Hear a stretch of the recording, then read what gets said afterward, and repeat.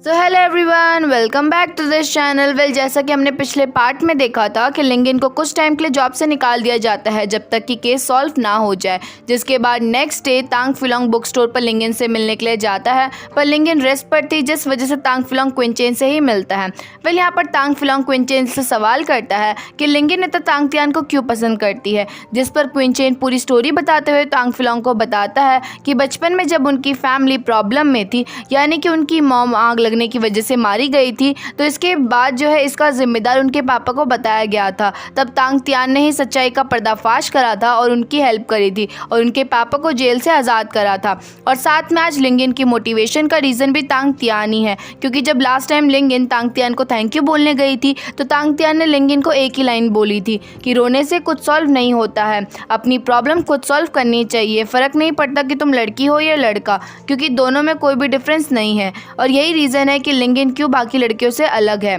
ये बात सुनकर तांग फिलोंग को पास्ट का सब कुछ याद आ जाता है और अब तांग फिलोंग के दिल में लिंगिन के लिए एक सॉफ्ट कॉर्नर बन जाता है, जिसके चलते तांग फिलोंग लिंगिन के लिए अपना फ़ैन एज अ गिफ्ट छोड़कर चले जाता है, क्योंकि उस फ़ैन में तांग तियान का साइन था जिसे काफ़ी टाइम से लिंगिन तांग फिलोंग से लेना चाहती थी। अब तांग फिलोंग ऑफिस वापस जाता है, जहां पर ऑलरेडी लिंगिन मौजूद थी और जेंग से नील पॉलिश करवाने में लगी पड़ी थी। यहां पर जेंग भी तांग फिलोंग को देखते ही लिंगिन से तांग तियान के बारे में पूछने लग जाता है और लिंगिन भी शांत नहीं रहती और तांग तियान की तारीफ करना शुरू कर देती है। और ये सब कुछ जेंग जानबूझकर करता है ताकि वो तांग फिलोंग को टीज कर सके। यहाँ पर तांग फिलोंग तुरंत ही जो है जेंग को वहाँ से भगाकर खुद लिंगिन के नेल पॉलिश सुखाने में लग जाता है। साथ ही साथ जो है वो लिंगिन को कंपनसेट करने के लिए 3 सिल्वर पीसेस भी देता है, क्योंकि अब उसे बुरा लग रहा था कि लिंगिन पैसे कमाने के लिए इतना हार्डवर्क करती है और उसने जो है कुछ टाइम के लिए लिंगिन को जॉब से निकाल दिया। साथ में तांग फिलोंग लिंगिन से क्वेश्चन भी पूछता है कि वो अपने भाई को काम करने के लिए क्यों नहीं बोलती और वो इतना अलग क्यों है,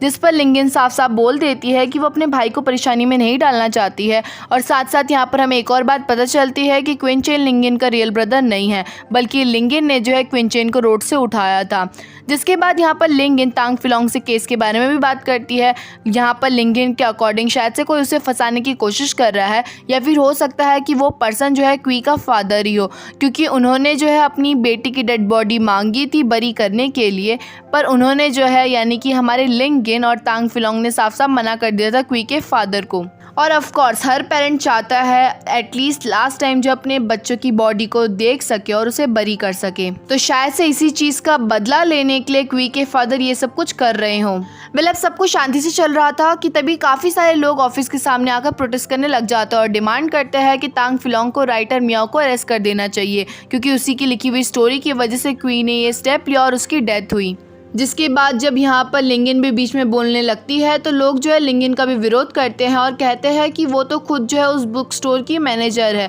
तो वो अपनी बुक स्टोर को बचाएगी ही बचाएगी। तो लोगों के अकॉर्डिंग जब तक मियाओ नहीं मिलता है तो लिंगिन को अरेस्ट कर देना चाहिए। पर खैर वहाँ पर तो तांग फिलोंग मौजूद था, जिस वजह से वो जैसे तैसे करके तांग फिलोंग वहाँ के माहौल को ठीक करता है और उसके बाद जो है सबको प्रॉमिस करता है कि वो कैसे भी करके क्रिमिनल को पकड़ कर रहेगा। जिसके बाद सभी लोग वहाँ से चले जाते हैं।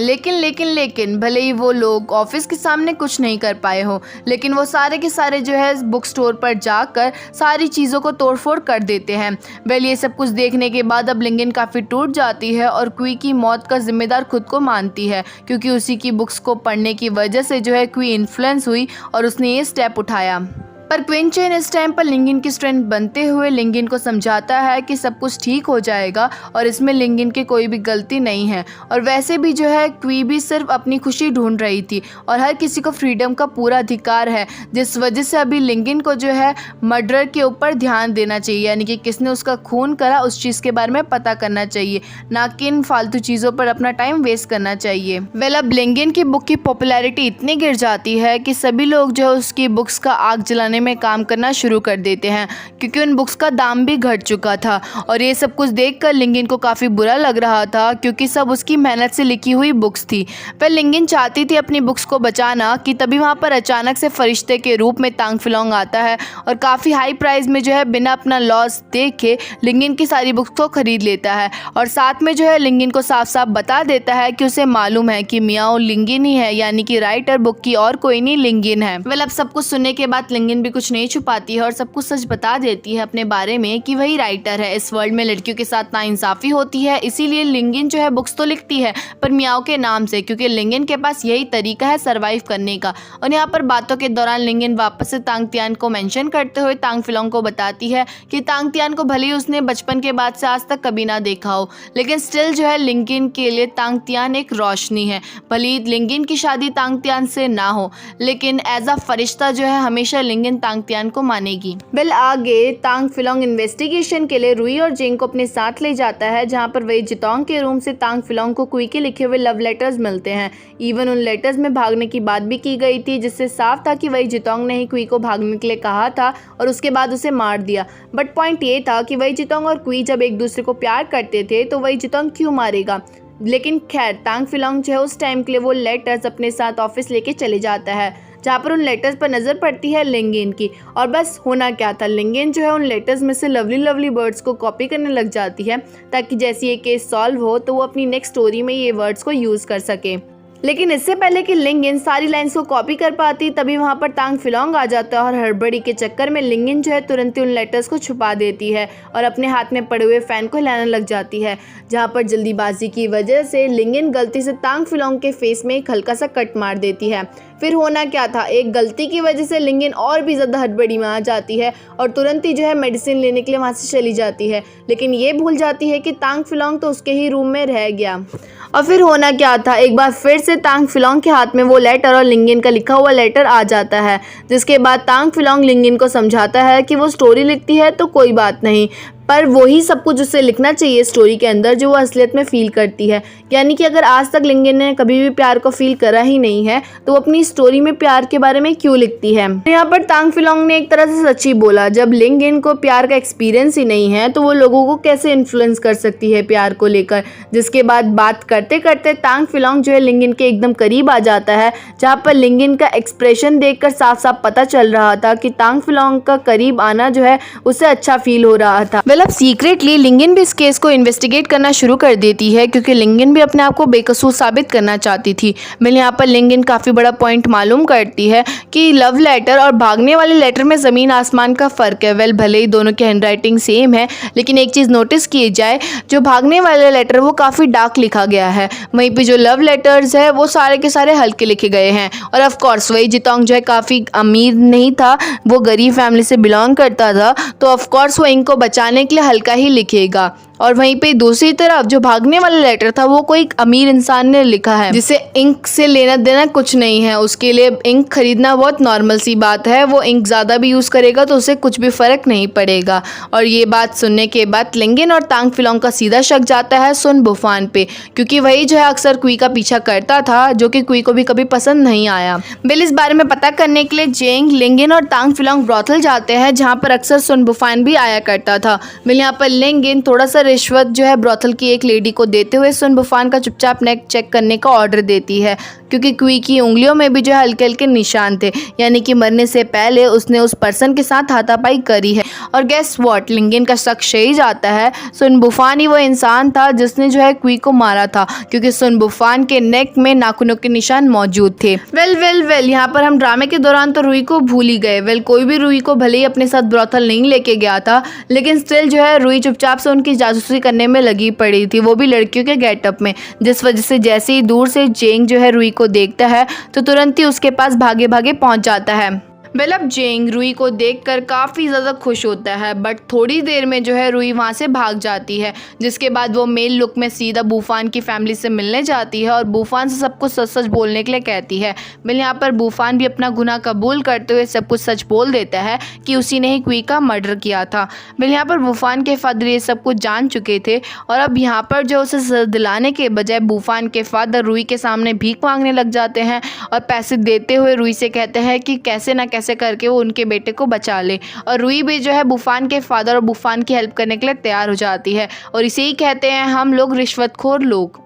वेल अब जब नेक्स्ट डे तांग फिलोंग बुफान को कोर्ट में बुलाता है सज़ा देने के लिए और प्रूफ के तौर पर अपना नेक शो करने के लिए कहता है, तो यहाँ पर जो है जो नाखून के निशान प्रूफ थे तांग फिलोंग के लिए वो अब गायब हो चुके थे और उसकी जगह जो है बुफान के गले में जलने का निशान था जो पिछली रात ही बुफान को लगा था। यानी कि रुई ने जो है बुफान को बचाने के लिए वो नेक का मार्क मिटा दिया। वेल अब तांग फिलोंग तो बुफान को किलर नहीं बोल सकता था, जिस वजह से तांग फिलोंग बुफान को वहाँ से भेज देता है कि तभी थोड़ी देर में सबको मालूम पड़ता है कि यूहान गायब हो चुकी है। जहाँ पर जैसे तैसे करके लिंगिन यूहान को फाइनली ढूंढ लेती है और यूहान को सबको सच बोलने के लिए कहती है। लिंगिन यूहान को समझाती है कि उसे मालूम है कि यूहान बुफान का साथ दे रही है, अगर यूहान अपना मुंह खोलेगी तो उसकी बॉस के मर्डर को सज़ा मिल पाएगी। साथ साथ यहाँ पर लिंगिन यूहान को ये भी समझाती है कि बुफान का साथ नहीं देना चाहिए उसे, क्योंकि बुफान जब जो है क्वी को मार सकता है तो कब पता वो यूहान को भी ख़त्म कर दे, क्योंकि बुफान को भी मालूम है कि यूहान एक सबूत है जो कि उसे जेल में भिजवा सकता है। जहाँ पर शुरुआत में यूहान लिंगिन की एक नहीं सुनती है, पर थोड़ी देर में जो है लिंगिन की बात सच हो जाती है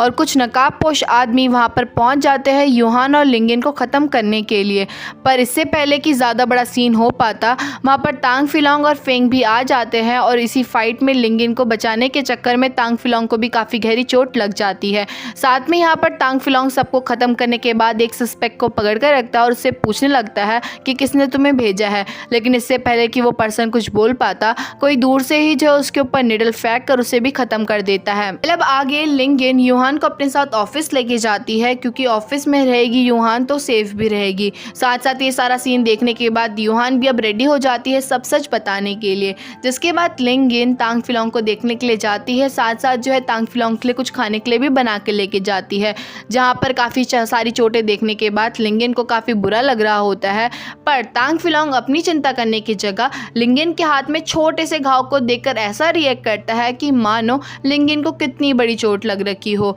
और यहाँ पर तांग फिलोंग और लिंगिन का एक छोटा सा स्वीट सा मूवमेंट हमें देखने को भी मिलता है। वेल अब नेक्स्ट डे वापस से कोर्ट बैठाई जाती है, जहाँ पर सुन बुफान के फादर और क्वी के फादर को भी बुलाया जाता है, जिसके बाद यहाँ पर यूहान आकर सब कुछ सच बता देती है कि बुफान ने ही वही जितोंग की राइटिंग में लेटर लिखा था और उसे फोर्स करा था कि वो लेटर जाकर जो है क्वी को सेंड कर दे। और ये सब कुछ बुफान ने इसलिए करा था ताकि भले ही बुफान की शादी क्वी से फिक्स्ड हो गई थी, बट क्वी जो है रत्ती भर भी बुफान को पसंद नहीं करती थी। इसलिए नहीं कि क्वी घमंडी थी, बल्कि इसलिए क्योंकि बुफान जो है काफ़ी ज़्यादा शेल्फिश इंसान था। जिसके बाद लिंगिन आगे की बात बताती है कि बुफान ने क्वी को बुलाया था, लेटर में भागने की बात करी थी, जिस वजह से क्वी भी जो है रेडी हो जाती है वही जितोंग के साथ भागने के लिए, और वो भी खुशी खुशी। लेकिन जैसे उसे मालूम पड़ा कि वही जितोंग नहीं बल्कि बुफान है, तो इसे देखकर काफ़ी ज़्यादा क्वी को बुरा लगा। और इसके बाद क्वी जैसे ही वापस अपने घर के लिए जाने लगी तो बुफान जो है गुस्से में आया